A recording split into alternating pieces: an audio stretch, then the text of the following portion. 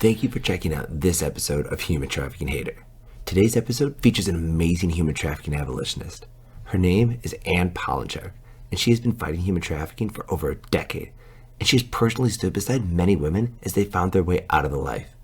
In this episode, Anne details what she does to be a force for good and displays amazing empathy for her fellow human beings, as she is humble but incredibly impactful.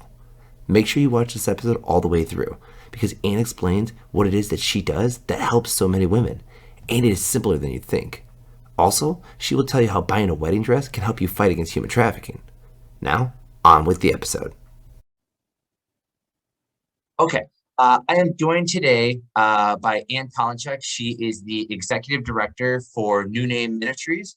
It is a nonprofit that works to conduct outreach and assist victims of sex trafficking. So I won't go too far into it because that's the whole point of this interview. So Anne, thank you so much for joining us today. We really appreciate it. Of course. Yeah, glad to be here. All right, excellent. So we're just, and for full disclosure, I have known Anne for several years. So I'm sure that you still would have agreed to do it because impact and create educating people. So but it sure did help to have that little bit of history on my side. So okay, so let's just jump right in. So let's do the first question here. So well, we already covered what is the name of your organization, New Name Ministries, but how does it fight against human trafficking? Yes. So we do outreach to women that are sexually exploited or trafficked in the Chicagoland area. So adult women. We reach out to different venues, Asian massage parlors, strip clubs, escort businesses, adult bars. And then we also make calls to women advertised online for prostitution. Okay, so that is a range of things of really trying to affect change. And when you started New Name, did you envision it as having like kind of reaching out in multiple ways, or did it kind of like organically happen where it was like we did one thing originally and then we kind of like expanded out? Well, it was actually a friend of mine that started New Name in 2009, and she moved to California. And now that we've gone through another Midwest winter, I'm like, we all should have probably moved to California with her. But in 2010, I just started leading it. It was a ministry under a church, and it really organically grew. I never set out to uh, run or lead human trafficking organization. It really just organically grew over time. Okay. Yeah. All right. And then we'll just jump into the second question. So I think you kind of answered this in your first one, but how long have you been fighting human trafficking for? So since 2009, July of 2009. Okay. And then I guess I'm kind of going off a little bit of the script here, but in saying that you started in 2009, how long did you know about human trafficking, or how long was it an issue where you felt like you had to, like you wanted to do something? Like, was it like 5 years before 2009, or was it like you learned about it and immediately attacked it? Yeah. Well, it was in 2008, and I read a book by Gary Haugen, who's the founder of International Justice Mission. It was called Terrify No More. And it was a book a friend had given me, and I was just I had never heard of human trafficking. So that opened my eyes to it. And then there was another book given to me by Dawn Jewell, who's a local author. And it was called Escaping the Devil's Bedroom. And Dawn was putting on monthly just educational meetings. She was inviting ministries and organizations really from around the world that she had interviewed for her book to come and speak to us about human trafficking and what they were doing to reaching adult women that were in prostitution in their area. So that was in 2008. That's where I met Heather, and then Heather started it in 2009. Okay. Wow. That's a quick turnaround, because I know for myself, I learned about human trafficking in 2008 in a very much different way when I was conducting a research, well, when I was doing research paper on rape in America, and I came across sex trafficking, and I'm like, why is it rape? I'm like, how is this not included in the rape statistics? And so I had I'll call it a quasi argument with my professor. And I'm like, these numbers should count. He's like, oh, it's a different thing. And ever since then, I've just been looking for different ways to try to educate people that, no, this is what's really happening with sex trafficking, human trafficking. This is what it looks like. But it took me a lot longer than 2 years to say I should get involved with a nonprofit. So that's tremendous. I mean, to be able to do that 2 years, and I know I personally know the conviction that you have. So, I mean, it's just great that you were able to get involved. Well, Uh, you've done a lot to educate people too, David. You have done a lot. Yes, you have.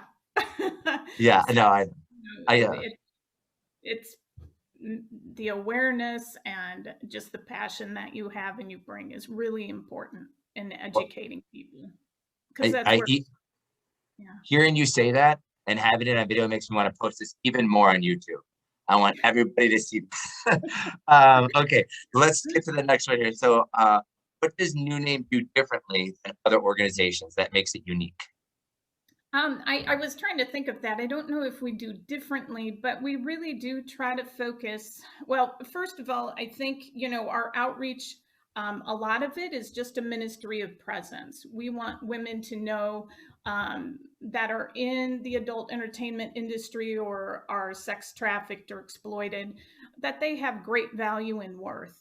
And we want to be there to if they want somebody to just walk alongside them or listen to them, but really just to let them know we see you and you have great value and you were wonderfully made, so ministry of presence, but then also we say whoever God puts in front of us, and if they'll have us, we'll walk alongside them. And we really want to become, those sisters, or in some cases, because I'm older now, they're my daughters, they're my sisters, and really walk alongside them as family. And I love the idea of being there for somebody in the sense of just being there, and in the sense of, if you need me to help you, here's the range of things that I can do to help you, because there is a spectrum of what people want. It's not a cookie cutter thing where you can go Right. in and rescue somebody because you're still dealing with a human being. You're not plucking something out of a raging river or something like that. You're dealing with a human being who has all these emotions and has dealt with this complex situation. So the first step is just kind of letting them know that they are a human being and caring for them as such, and letting them kind of dictate to you, it seems like, at least, Hmm. Hmm. what that like recovery, or what that like getting away from the trafficking process will look like. So that's, I think that's so fundamental in dealing with people. So I look that up because a lot of people, I think like, just go in there, grab somebody, take them out, and then when they're safe, they're going to go back to normal life. There's kind of all this stuff to kind of detangle and get through. So that's okay. Let's see. Oh, this is, and this, I love that I came up with this question. Do you know how many girls you have been able to help since New Name started? So, with this question, so we're a Christian organization, and I really felt from the beginning that God told us, whoever I put in front of you is who I want you to, walk alongside and be a sister to, be that community to. So we reach out to a lot of different venues, and we've had the honor and privilege of walking alongside several women for long term, but I just really feel like we're not to count because each one matters. Whether it's one or 100, each of them matter. And to really be a sister in a community to women, it can't be a numbers game. Got It's it. kind of the way that we've modeled it. Okay. And that's a great reality check for a nerd like myself who's all about quantifying things. I'm all about looking at like, okay, for this many dollars we were able to reach this many people, and then if we can blow that up to something else. But that's such a really good point. It's like the starfish analogy. If Yeah. you There was like a girl walking along the beach and she was picking up, there was like thousands of starfish. She was trying to throw them back into the ocean, and somebody came along like, they'll never save all of them. And she said, yeah, to the one that I threw back, like, it made all the difference in the world to that one. So, as you go through, you're not counting, I got X amount of starfish. You're just, I'm helping fellow human beings and coming alongside of them in the way that you do. So that's great. I was really hoping to get like some number. I know Look, you want numbers. like, see this, America? Ann Polachek's been out there saving 30,000 people. And Well, so, and I do tell people we don't save. You know, we really, if a woman needs recovering, we do involve law enforcement. We don't do that, right, and then it's really just being that community to her and walking alongside her and they're the ones that really have to do the hard work, right? right, right, They're amazingly strong women. right. Yeah, that's a really good point too. I mean, I don't mean to make it where I'm learning so much here, but I mean, I hope everybody else gets as much out of it too, is that you're the real hard work is for this. That's the person who's really doing, I mean, 'cause I do a lot of stuff where I try to highlight, you already know I try to tell you how awesome you are all the time.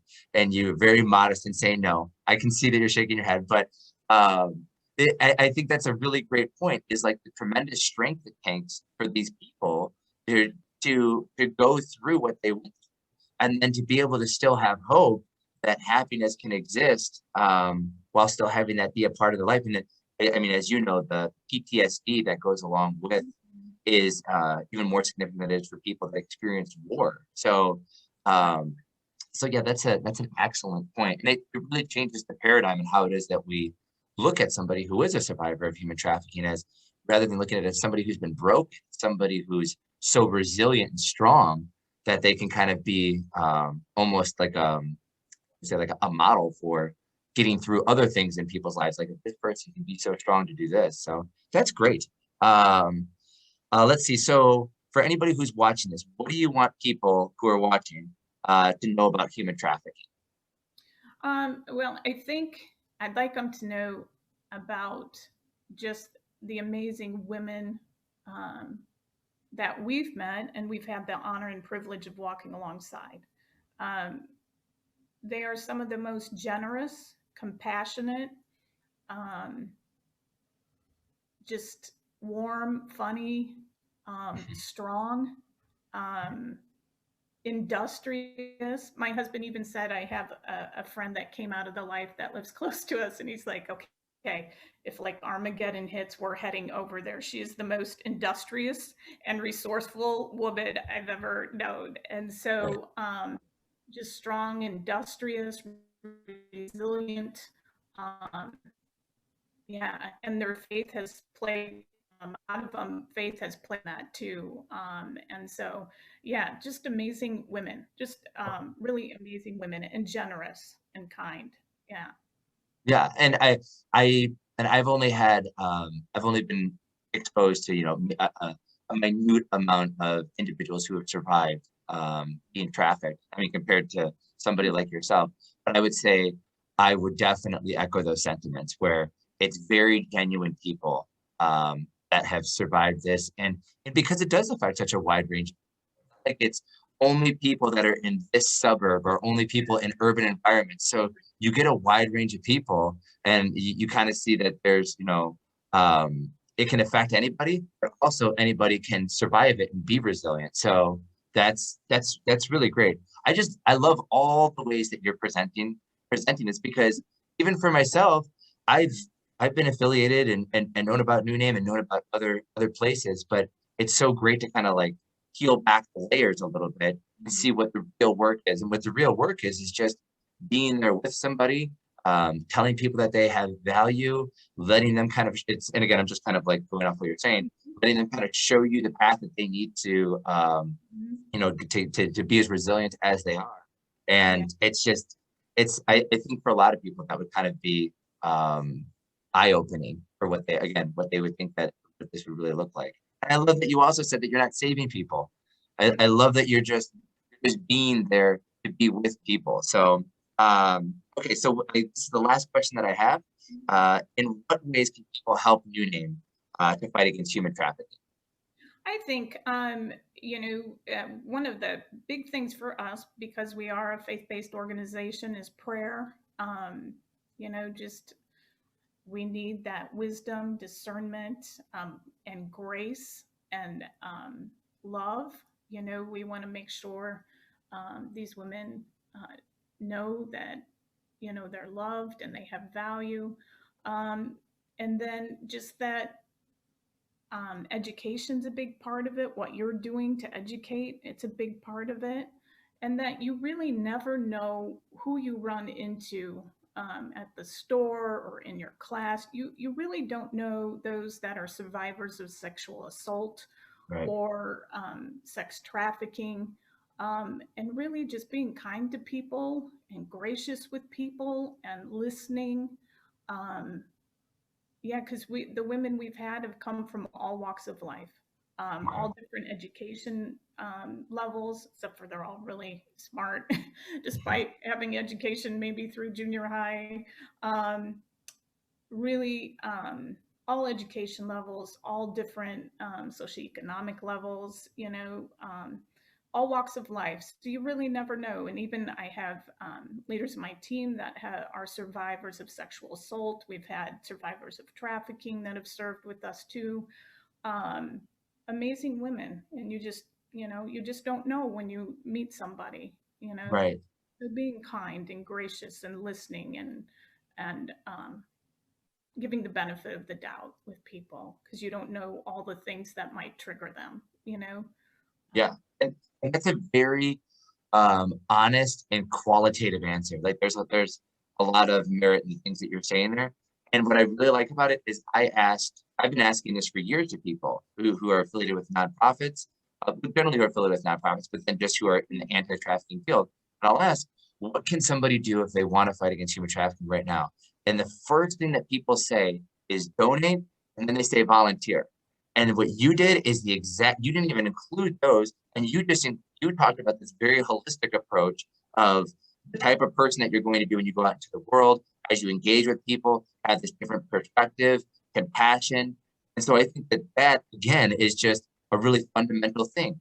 Rather than taking these actions first, track who it is that you are on the inside and ask yourself why you're doing these things, ask how you want to go about doing these things, Mhm. and then start to consider what those actions are. But I do know that you guys do have there is a way that people can volunteer and there is a way that people could donate right on the webpage. Yeah. Yeah, Okay. we do. And we've also, they would kill me if I didn't mention this, and it's an amazing boutique. We have a bridal boutique. So people donate gently used or new wedding dresses. We have boutiques from around the country that donate, even Canada, Hawaii. And our team is amazing, and Angela does a great job. She's our director of, she's just gifted with fashion and all that stuff. So, um, some of the way that we raise about half our funds through the boutique. So if you're engaged and you need a wedding dress, it's an awesome experience. There's no pressure, and we have amazing dresses. We even have couture dresses, I think is how you say it. So, and they're discounted to almost 60% off original cost or 80% Wow. in cases. So you can get a beautiful dress that way. And then we do our donors. We love them. They've been instrumental in with giving us the resources we need to really support the women that we walk alongside.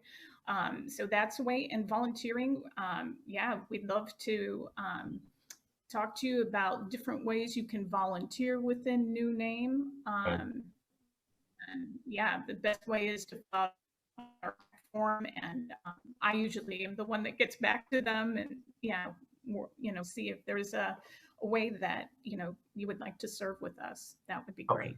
Okay. That's exactly what We're I was local, hoping.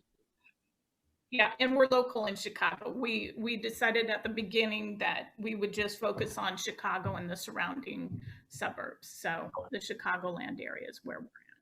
So should somebody be in like Tennessee or Oregon or across the ocean, that you can donate still and it will absolutely help the cause. Or you can get yourself a wedding dress, but you're not able to volunteer as much. But as you were saying, I just want to share this little story with people where when I hosted a movie night and I put together this movie event where I wanted to share with people about what human trafficking was. So I put together this with, I believe it was Pug Events, and I was showing the movie that involved Tim Ballard from Operation Underground Railroad, and I got like 170 people to show up, and I had a politician that was going there, and it was going to be this really big event, and I had another nonprofit that was going to speak because I wanted to have a nonprofit present. And this is 5 years ago. And they canceled the day before. And it was a legitimate, it was a real good reason for cancel, but it still just put like a real stink on my plans. So I reached out to you, and I think I'd only met you like maybe 3 or 4 days prior or something like that at a smaller event. And we're like, sure, we could come out. And I think there was 2 or 3 people from the organization that came out, and they were just, it was such a kind thing to make yourself available with such short notice. And you guys were great. And then I'm pretty sure, as I'm displaying now, I wouldn't shut up. I just kept on talking to you. And you're like, oh, you got a lot of energy. And then from there, we did a couple of things together. And I just wanted to share that because I just want people to get the real authenticity that is you and the organization. So that way, as they're thinking like, oh, I want to do something to help, whether it's, changing the way that I'm thinking inside about what it looks like to stand beside somebody for trafficking, as a recovering from trafficking, or what it means to donate money if I want to do that, or maybe I want to get my wedding dress from here. I want them to understand that as best as I can advocate for you, that you are actually doing the things that you say that you're doing it for 100% the right reasons. So if they wanted to be involved in fighting against human trafficking, you are absolutely the best path that I can think that somebody can go to do that. So anyhow, and you couldn't stop me from gloating this time. I know normally you can, but it's my channel, so I'm allowed to. So in any case, Ann, thank you so much for being here. That concludes the interview, but if anybody's interested, then they can obviously reach out by going to newname.org, or is it newnameministries.org? It's a little bit difficult website because there's a dash in there. So it's www.new-name.org. So a hyphen, not underscore in between new and name. new-name.org. Okay, and I'll make sure that I share that as well when I post the video too. So, okay, Ann, thank you so much. Really appreciate your time. Okay. Bye. That is all for this episode. Hopefully Ann's amazing work against human trafficking was inspiring on some level for you. I have known Ann for years, and I still find myself personally motivated by the impact one person can have against human trafficking. She is truly an amazing abolitionist, and she does not show any signs of slowing down. If you want to see more episodes like this, make sure you click the subscribe button, because I will be releasing more episodes every week, and you don't want to miss them. Thanks for watching.